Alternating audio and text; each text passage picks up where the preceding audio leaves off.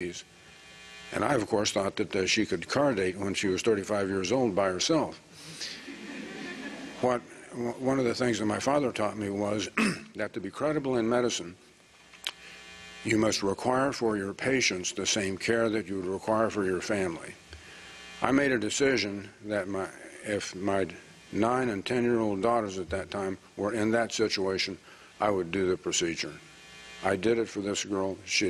It turned out marvelously. There were no problems, no complications. And I made a decision at that time that I was going to help as many people as I possibly could.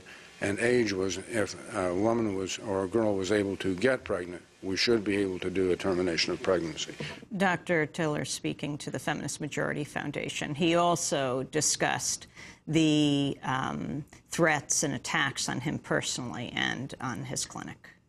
While I was developing this practice between 1973 and 1985, I thought I was just Joe Blow, family physician, raising my kids, stamping out disease and taking family vacations. But that's not true. There are a lot of, it has been impressed on me that there are a lot of people in the United States that don't like what we do. And this is what an office looks like when it's been bombed at about midnight. Our response was, and still continues to be, hell no, we won't go.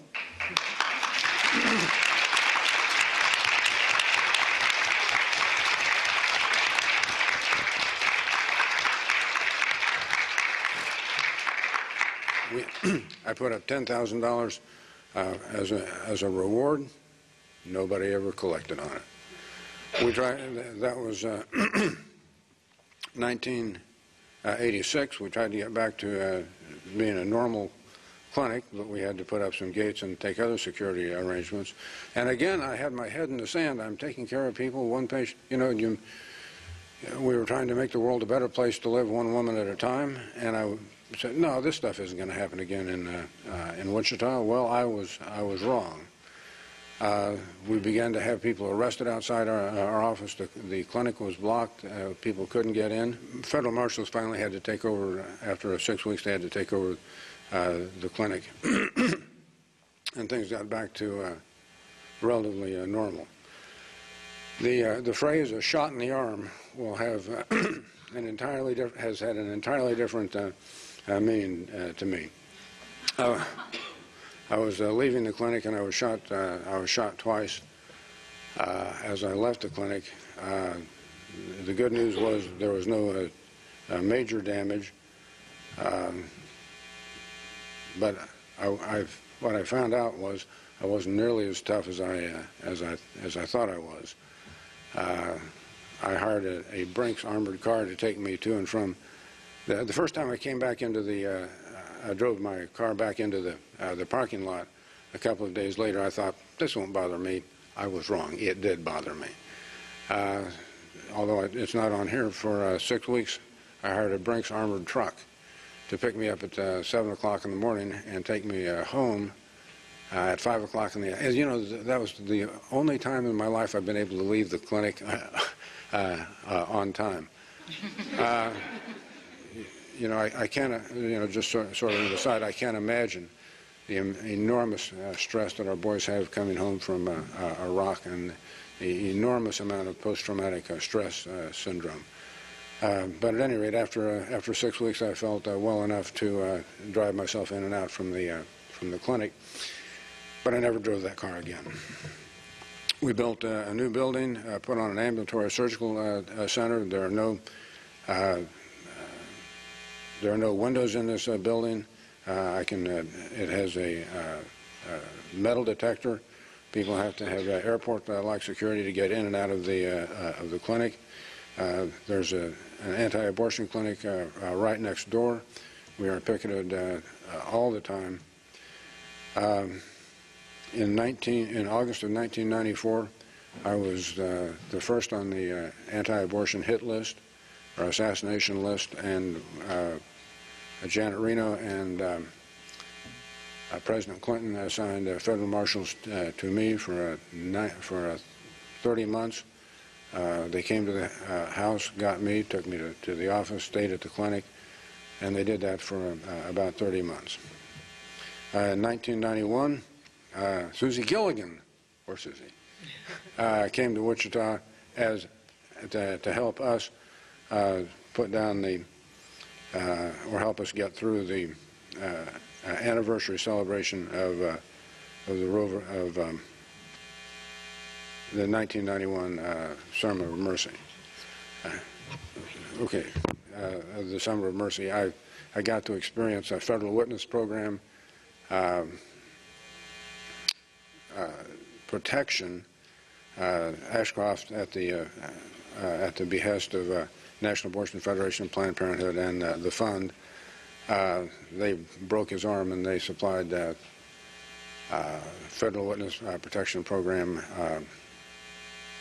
protection for 2 weeks. During this time, we developed a new Declaration of Reproductive Independence, which says, for every woman, each pregnancy is an invited guest into her body and a welcome addition to her family. Every woman, everywhere, invited guest into her body and a welcome addition to her family.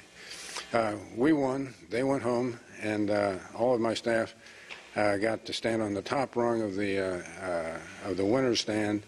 They received, for getting through this, a dozen roses, a memorial or a commemorative flag that flew over our office, and in the best history of the Olympic Committee, $100 in small bills passed under the table. We had a year of retribution where they harassed our employees at home, stalked my wife, harassed business and vendors, and they tried to close us down. They published a list of all of our vendors on the internet. They put crosses that are exactly illegal in the easeway. But the good news is we still live in the United States of America. The good news is that in Kansas we are able to use the wide definition and the full implementation of the Roe versus Wade decision, which allows us to do post-viability terminations of pregnancy. Dr. George Tiller addressing the Feminist Majority Foundation last year. This is Democracy Now!, democracynow.org. We'll be back with our guests from around the country in a minute. This useless little lever in my hand and outside, my city is bracing for the next killing thing, standing by the bridge and praying for the next Dr. Martin Luther King.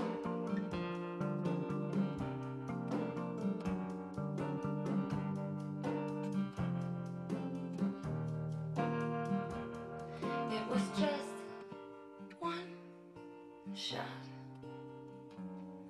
through the kitchen window. It was just 1 or 2 miles from here. If you flew like a crow, a bullet came to visit a doctor in his one safe place.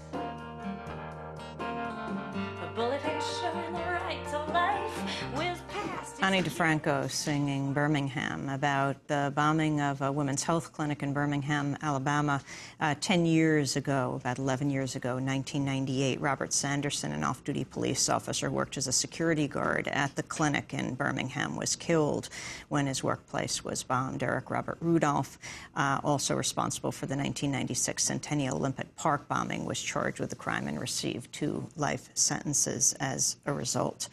We're talking about Dr. George Tiller, his killing yesterday. He was in church at the Reformation Lutheran Church in Wichita, Kansas, where we have 2 guests right now who work closely with him.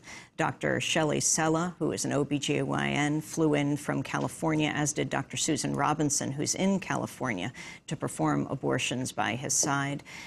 Also in Wichita, Lori Schoenfeld, attorney for Dr. Tiller. She, too, is not going on camera. We're just showing images of the Reformation Lutheran Church. Laura Schoenfeld, can you talk about the cases you worked on with Dr. Tiller in both your town, Wichita? Yes, certainly. It seemed, as you just heard Dr. Tiller describing from that audio clip, that his clinic was sieged several times on the street. And it seemed that starting in about 2006, that the protesters were taking their fight from the street into the courts. And they were successful in getting several investigations of Dr. Tiller's started. And Dr. Tiller, being the great American that he is, always believed in the court system and always believed that justice would prevail. And he, of course, was right. He was investigated by 2 separate grand juries. He was investigated by the district attorney's office.